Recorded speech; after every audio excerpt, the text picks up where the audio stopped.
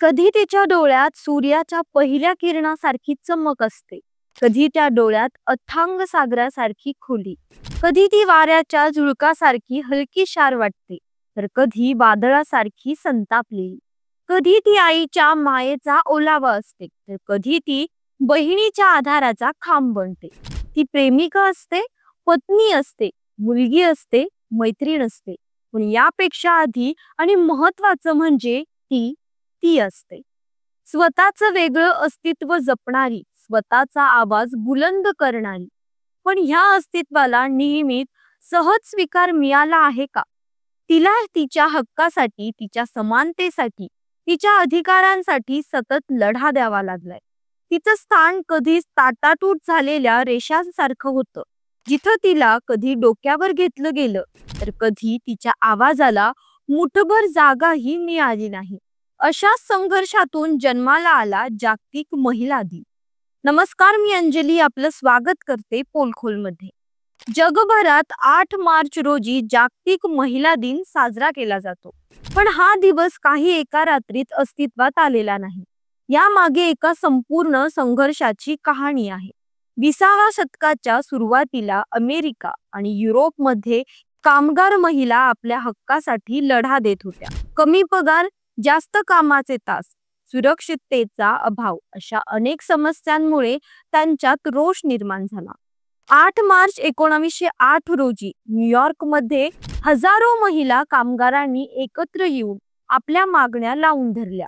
हा लढा इतका परिणामकारक ठरला की 1910 मध्ये कोपनहेगन येथे भरलेल्या आंतरराष्ट्रीय समाजवादी महिला परिषदेत क्लारा झेटनकिन यांनी 8 मार्च हा जागतिक महिला दिन म्हणून घोषित करण्याचा प्रस्ताव मांडला आणि तो संमतही झाला.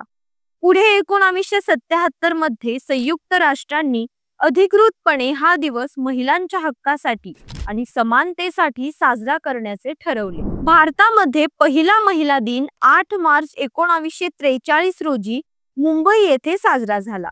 स्त्रियांच्या संघटनांनी आपले हक्क मांडायला सुरुवात केली. पुण्यात 1971 साली मोठा महिला मोर्चा काढण्यात आला, ज्याने समाजात स्त्री हक्काबाबत जागृती निर्माण केली. 1975 हे वर्ष संयुक्त राष्ट्रांनी जागतिक महिला वर्ष म्हणून जाहीर केल्यानंतर भारतातही महिला संघटनांना नवी ऊर्जा मिळाली.